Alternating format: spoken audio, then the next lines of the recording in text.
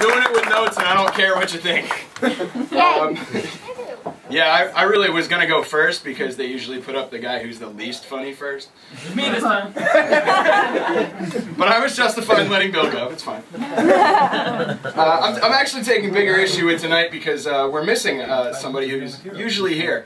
And he really facilitates some laughter for everybody in the room, but especially for us who are up here doing comedy. Dan Hoffman's not here, as most of you will notice because you can see past his giant head that's not here. But shut up. That was the best laugh ever. You look like you're about to rob a liquor store.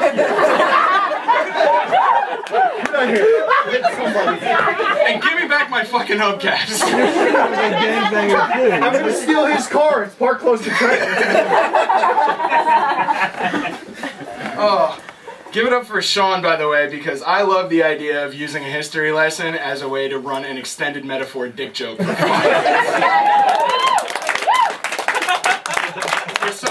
someone who said he hasn't done a lot of comedy, that's a fucking complicated thing to do, and he pulled it off. All right. Yes!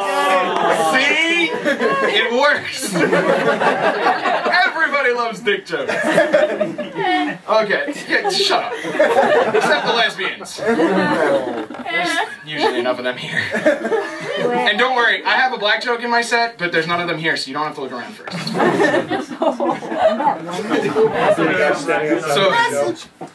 So I've basically changed the order of everything that I've written on this paper like 7 times or so, but I'm going to start with the one that plays most to the crowd, because that's what they tell you to do in comedy, is play to your crowd. And talk about what you know. And one of the running themes that we do in these comedy nights is we always talk about how nerdy we are. This whole group of people is just really fucking bad with social interaction and really, really good at video games. So, I was thinking about the times where I feel the nerdiest and what brings that about in me. And I think the time that I feel the nerdiest is when YouTube tries to buffer a video for me that I know I shouldn't be watching, and I get mad at it for it. Like, YouTube's really trying to save me from myself here. You know, somebody sent me a link to the season finale of My Little Pony, when Star Sparkle and Mr. Huggy Hooves finally get it on. And I'm mad halfway through when it's buffering and it's frozen right before he's about to fuck her. It's really just so pissed off at myself. Or those times where I get really drunk and think, you know, 3 in the morning is a good time to learn Russian from some guy on YouTube. And I'm halfway through it and I'm right about to get to the part where it says, no, I'm not an American, I'm a Canadian. And then it buffers and then it goes away and now I'll never be able to save myself in St. Petersburg. But you know, more than anything, the worst thing about buffering is porn. Because we don't download porn anymore. Porn is all streaming now. There's a billion sites out there for pornography where you just click on the thing and it gives it to you. And I guess this is more for the guys in the room. The women are looking at me like I'm a fucking horrible pig. It happens. We all jerk off. Get over it. But there are a couple of times in porn where it's super frustrating when it starts buffering. Like right when she's about to go down on the guy and it freezes and it looks like this. That's a pretty bad one. And everybody knows that it's always pretty bad when you're, you know, working your way to the end of one of those things and it buffers right before the cum shot and then you feel really let down. And oh yeah. Yeah. Yeah, it's bad. I love objectifying women. I get off on that crazy. No, but the worst one in pornography where you know the player's buffering and you just really can't stand. You got to click it off right away. Is on the anal scene. Right when the guy gets it in the back door and they happen to flash to the shot of her face and it freezes with her like this. That's the worst. Don't have anal sex. Unless you're very experienced. Just don't do it. It's a bad thing.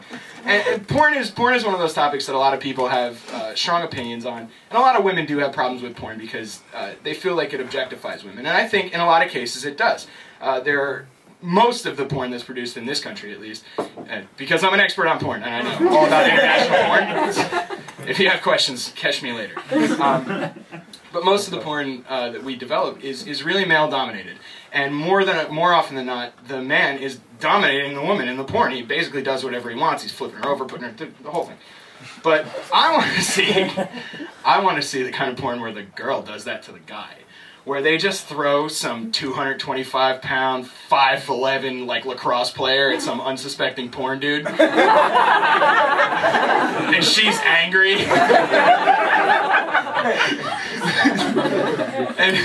And she's just going in there like throwing him around, pinning him down, making him do stuff he doesn't want to do. He takes on the typical girl role, and he's trying to slow her down. He's making out with her, trying to kiss her neck. He starts tickling her, but she's not having it. By the way, to the guys in the room, and I may be blowing a whole big situation here, but do you women realize that when we tickle you, we're only trying to fuck you? We're never doing it because we like the way your laugh sounds. We're seriously just doing it because you always let us fuck you when we do it. It's like, I don't know if you've ever noticed that about yourselves, but it happens pretty much every time. It's the same as that situation where a guy calls you up and says, hey, why don't you come over, we'll watch a movie. Yeah, you're gonna watch a movie, then you're gonna fuck. It's the same thing with tickling. As soon as I start tickling your ass, it's over. If you let me do it, I am fucking the shit out of you that time. It happens every time, and I don't know why. I'll ask, do you guys know that that's coming? Because we know. Or are you like just really nice to us and you let us have it? Is that what it is? Somebody answer. Chances are we made you tickle us. Okay, that's fine. If I've been manipulated into it, I'm perfectly fine. I actually don't feel as bad now. Nobody does. It's a win-win situation. Yes, it is. Are you sure you're not tickling? That just means she's not interested. Yeah, if you pull the tickle move and you don't get fucked, kill yourself. You should. Steve, where's Steve?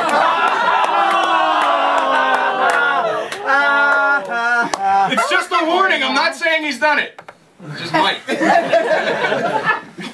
I'm Sometime not before he's 50. Thanks, but no thanks. Yeah, well, that works too. Oh yeah.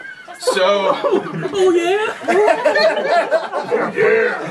I don't really have a transition, so I'll just say this one's the black joke. You don't have to look around.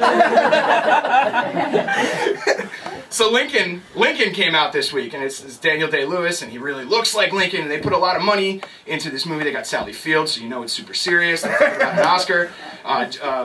What's his face? That asshole from Inception and Batman, and he's like the biggest thing. Christian Bale. No. Joseph Gordon-Levitt. Yeah, you know they wanted girls to come to the movie because they put Joseph Gordon-Levitt in it. Oh, JGL. So. Thank you. What am I, fucking boring? Eat shit, Johnson. Is it on a plate? It can be. Kevin already made one hot lunch joke. Oh. Alright, I'm dying up here and I don't want to tell the black joke, so I'm just gonna leave. No, it's too obvious now. I saw the movie at AMC Hamilton. It's pretty obvious that slavery was abolished. Okay? I spent 3 hours apologizing to the asshole next to me.